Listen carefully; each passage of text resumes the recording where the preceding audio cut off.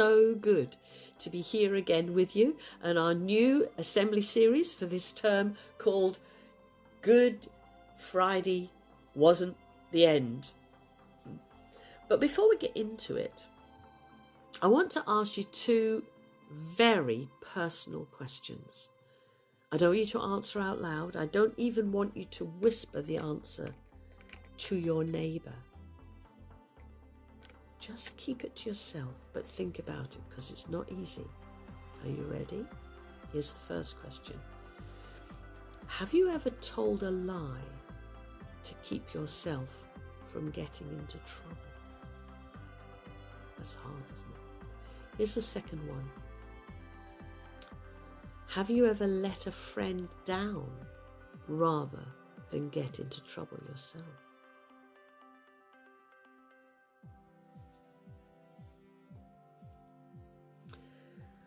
Okay, well, we're going to think today about somebody who did both of those things, actually. His name was Peter, and we're going to start the story before Good Friday ever arrived, and we're going to finish it after Good Friday because it wasn't the end. Peter was probably the first disciple or special follower of Jesus that Jesus ever chose. And once he had said, yes, I'm going to follow you, he followed Jesus and he stayed with him every day for the next 3 years. He was in his company.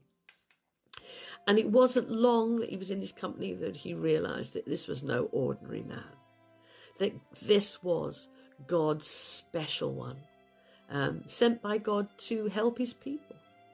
And in fact, he even told Jesus so. Jesus was asking the disciples one day who they thought he was.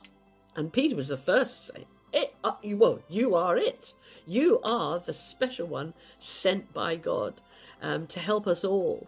And then Jesus began to go on and say, some of the things that were going to happen to him and that eventually he was going to die. They were going to all run away from him and he was going to die. And Peter was so shocked and shouted and patted him and said, no, that's never going to happen. We won't let that happen. What are you talking about? You cannot die. You are the special one. And what's more, we are not going to run away and leave you ever. You're our friend. Jesus said to him, yeah, okay, I hear what you're saying, but I tell you, there's going to come a day when you are going to say 3 times that you don't know me, even before the cock crows in the morning. Never, said Peter. So now we go to Good Friday, in the early hours of Good Friday, very dark. We find Peter standing miserably in the courtyard of the high priest. Jesus had been arrested and been taken to the high priest's house for questioning. And Peter did not know what to do with himself. He was so frustrated. He was frightened of being caught because the palace guard wouldn't have been nice with him at all. He could have been arrested himself. The other disciples had done runners, and he was there on his own in the courtyard, so frustrated and beside himself. Now, in the courtyard, lots of the servants, the high priest's servants, would, before they went to bed, they used to build a bonfire and sit around it, just talking through the day and keeping warm in the night air before they went to bed. And Peter gradually came closer to the fire to keep warm, and the people were talking, and a girl turned to him, a servant girl turned to him and said, wait a minute, aren't you one of his followers? And she said, me? No, never met him, don't know. And an hour or so later, another servant came up to him and said, don't I know you? I'm sure I've seen you with this Jesus. And he said, no, not me, I don't know him. And then just before dawn, another servant came up to him and said, but I can tell you're one of his disciples. You even sound like him. You all come from Galilee. You've got the same accent. And it was too much for Peter, and he swore and he shouted at them and said, I've told you, Simon, I do not know the man. And at that moment, the cock crowed. And Peter remembered everything that Jesus said to him. Well, that's hard, isn't it? Because we can understand, can't we? He was confused. He was fearful of arrest himself. He was terrified of the palace guards. And yet he had enough courage to tag along to see what he could see or hear what he could hear. He tried to be loyal to his friend, but I'm sure you agree with me, he would have found it really hard to imagine ever being friends with Jesus again, or Jesus ever wanting to be friends with him again. He let him down so badly. But after Jesus had come back from the dead, they didn't see him every day. And there were times when they were missing him terribly. And a few days after that very first Easter day,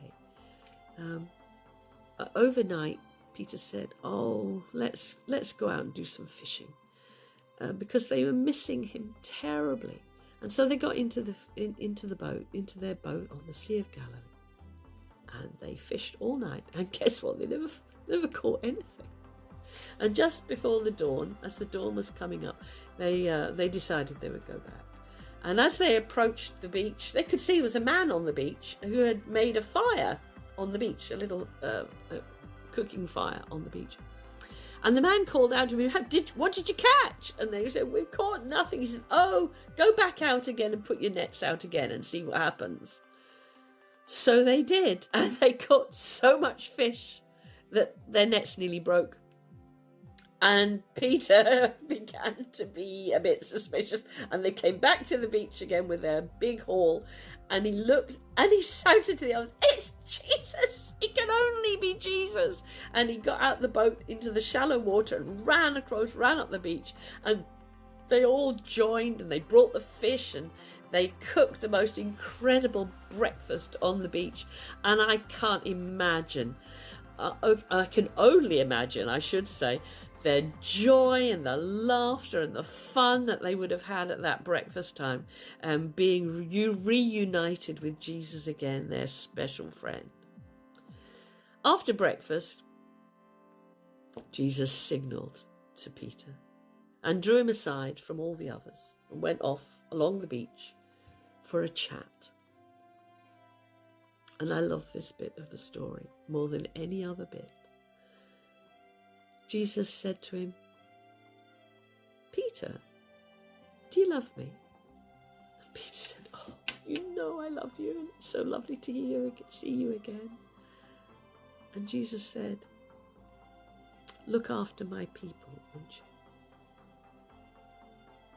And then he said, Peter, do you love me? Peter said, I've just said it. Yes, I love you. And Jesus said, look after my people, won't you? And then a third time, Jesus said, Peter, do you really love me? And Peter said, oh, Jesus, I've said it. I love you. I love you always. I just love you so much. And Jesus said, I want you to tell the world about me and then to look after my people. And you know what? That's exactly what Peter went on to do. He made that the rest of his life's work, to tell everyone about Jesus and to look after the people that came to Jesus because of what Peter had told them. But all of that's a whole nother story. But wasn't that a lovely way for Jesus almost to be saying, I forgive you, I forgive you, I forgive you. By us asking, do you love me? Do you love me? Do you love me? Wow. What a story. I'm going to finish with a prayer, and a bit unusually, I'm going to ask you, if you feel able, and if you want to, but to do it very quietly, to respond with the words, please help us. And it'll be very clear when you do that. So here's the prayer. Dear God, when we are frightened, please help us. When we don't know what to do, please help us. When we are tempted to lie, please help us. When we let our friends down, please help us. When we are sorry and want to make things better, please help us.